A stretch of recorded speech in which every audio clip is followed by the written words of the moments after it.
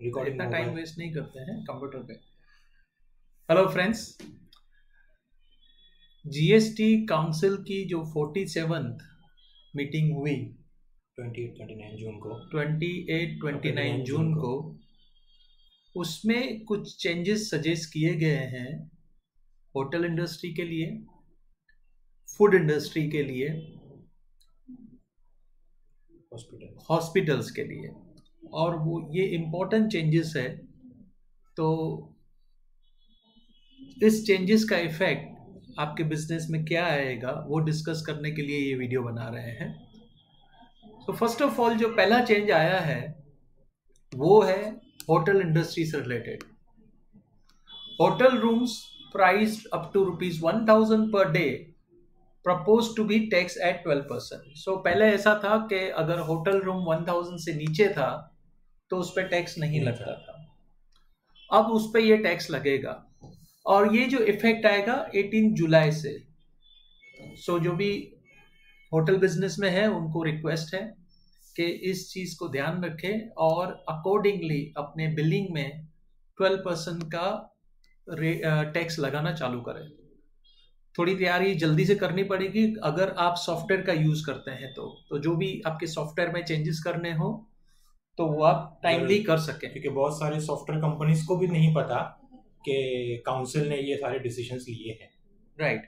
सो अगर आप software use कर रहे हैं तो थोड़ा ध्यान रखिए, इसमें आपको 18 से, राइट, ये अभी तक नोटिफिकेशन आया नहीं है पर नोटिफिकेशन कभी भी आ सकता है। जो काउंसिल का डिसीजन है वो जिस तरह से बताया गया है वो उसमें 1000 के ऊपर, 1000 के नीचे अगर आपका बिल है जो पहले एग्जाम था तो भी आपको टैक्स लगेगा। सेकंड चेंज है कि ये है हॉस्पिटल्स के लिए। हॉस्पिटल्स आईसीयू प्रोवाइड करते हैं तो उनका ऑब्वियसली 5000 के ऊपर है तो उस पर टैक्स नहीं लगेगा। पर आईसीयू के बगैर अगर आप रूम दे रहे हैं और आपका रूम का चार्ज पर डे पर पेशेंट 5000 के ऊपर जा रहा है तो उनको भी टैक्स लगेगा और वो टैक्स लगेगा 5% विदाउट आईटीसी। दैट इज उनको कोई आईटीसी नहीं मिलेगा और टैक्स लगेगा। सो बड़ी चीज ये है कि फिलहाल टैक्स लगेगा, इसका ध्यान रखा जाए। टैक्स लगेगा सिर्फ रूम रेंट पे अगर 5000 से ऊपर जाता है तो। उसके अलावा हॉस्पिटल जो भी सर्विसेज देते हैं, हॉस्पिटल इसके अलावा जो भी सर्विस देते हैं उसके ऊपर जो एग्जाम्पशन है वो कंटिन्यू रहेगा।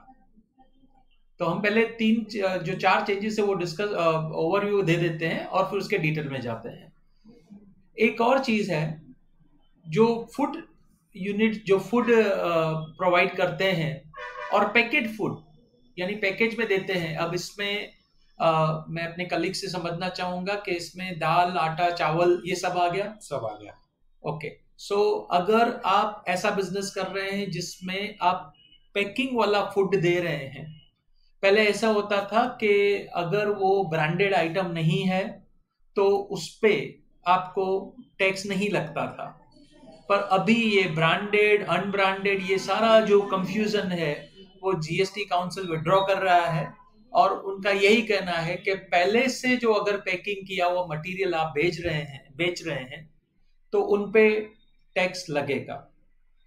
तो ये तीन चेंजेस ये है। और एक छोटा सा चेंज है, अगर आपका घर है और आप रेंट पे देते हैं और ऐसी यूनिट को देते, ऐसी ऑर्गेनाइजेशन को देते हैं जो रजिस्टर्ड है और वो रजिस्टर्ड बिजनेस वाला उसको रेसिडेंशियल के लिए यूज करे या कॉमर्शियल के लिए यूज करे, आपको उन पे जीएसटी लगाना पड़ेगा।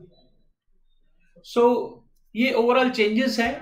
पहले ऐसा होता था कि रेंट अगर आप रेसिडेंशियल चीज के लिए देते हो, रेसिडेंशियल यूज के लिए देते हो तो आपको टैक्स नहीं लेना होता था।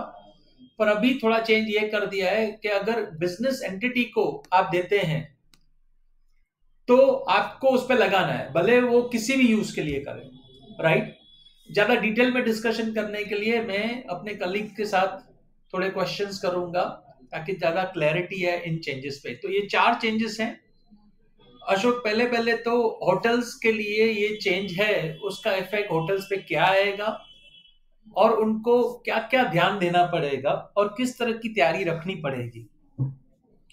सबसे पहले तो हम देखेंगे मोस्ट ऑफ जो होटल्स है वो छोटे लेवल पे काम करती है, और ज़्यादातर होटल्स का पर डे का रूम जो रहता है वो 1000 से नीचे ही रहता है।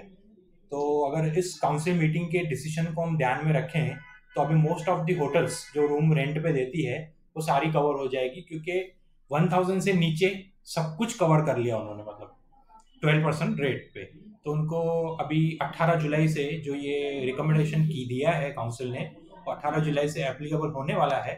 तो होटल्स को ध्यान रखना रहेगा कि कस्टमर से वो 12% जीएसटी चार्ज करना स्टार्ट करे।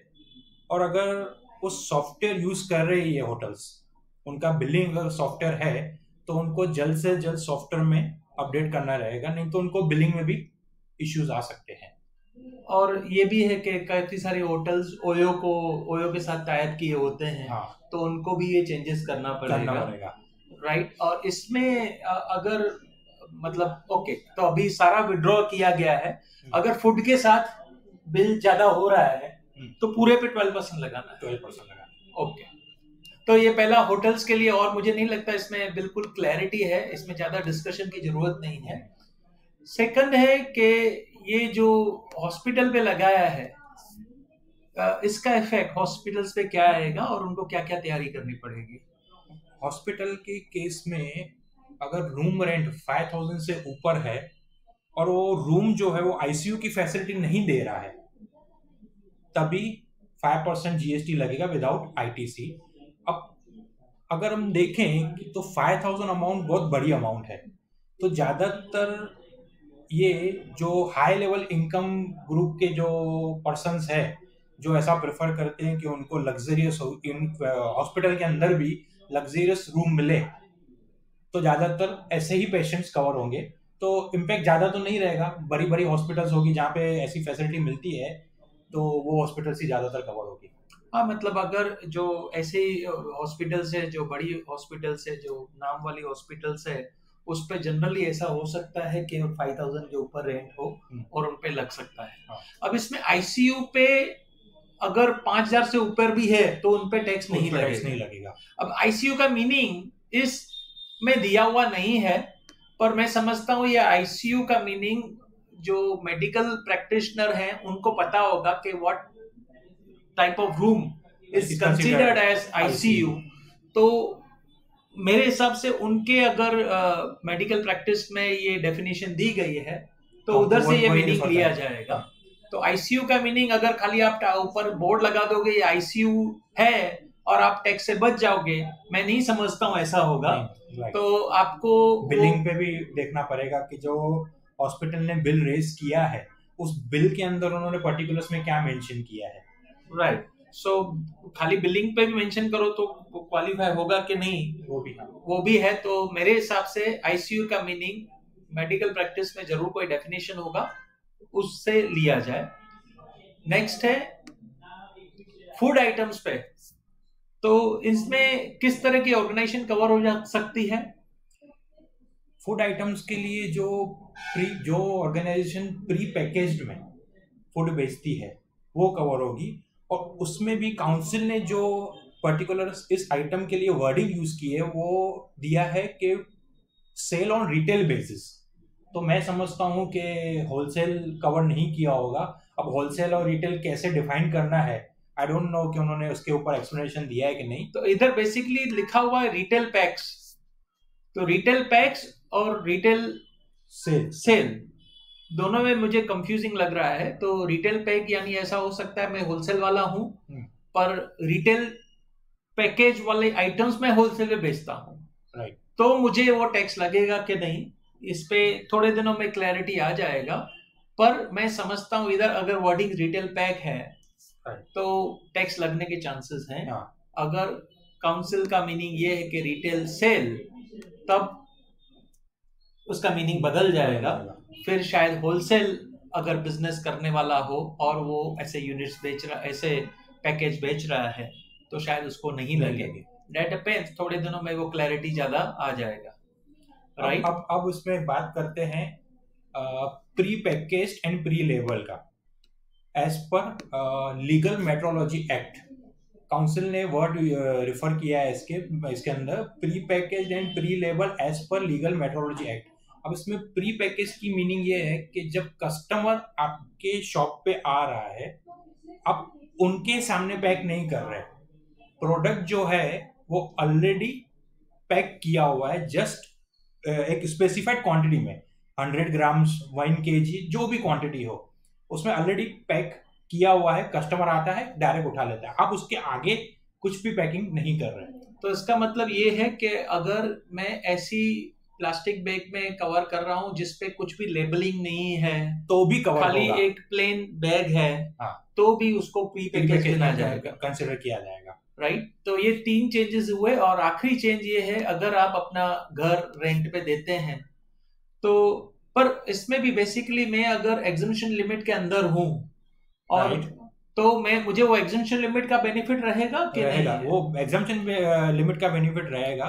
इसके अंदर खाली कवर ये किया गया है कि रेसिडेंशियल हाउस, अगर आप किसी बिजनेस एंटिटी, और वो बिजनेस एंटिटी जीएसटी के अंदर रजिस्टर्ड है, आप उसको अगर रेसिडेंशियल हाउस दे रहे हो तो भी आपको जीएसटी पे करना रहेगा, भले ही वो रजिस्टर्ड एंटिटी जो है उसका यूज एज अ रेसिडेंस कर रही है या एज अ कॉमर्शियल कर रही है, that doesn't make any difference. So इसका मतलब आप अगर अपना घर रेंट पे दे रहे हैं तो मेक श्योर आप उनसे एक डिक्लेरेशन लें कि आप कोई जीएसटी के अंदर रजिस्टर्ड नहीं है, एंड आप बिजनेस के लिए यूज आप जीएसटी में रजिस्टर्ड नहीं है, इतना अगर डिक्लेरेशन ले लेंगे तो आपको टैक्स लेने की जरूरत नहीं रहेगी, राइट। सो ये 4 चेंजेस हैं, और जो भी इन बिजनेस में हैं उनको रिक्वेस्ट है कि प्लीज ध्यान दें, 18 जुलाई से ये चेंजेस अप्लाई हो जाएगी, और जो भी चेंजेस आपको करने हैं, अभी तक नोटिफिकेशन नहीं आया है,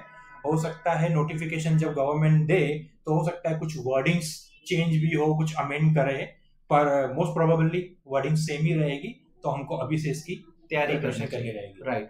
सो with this we end this video, thank you.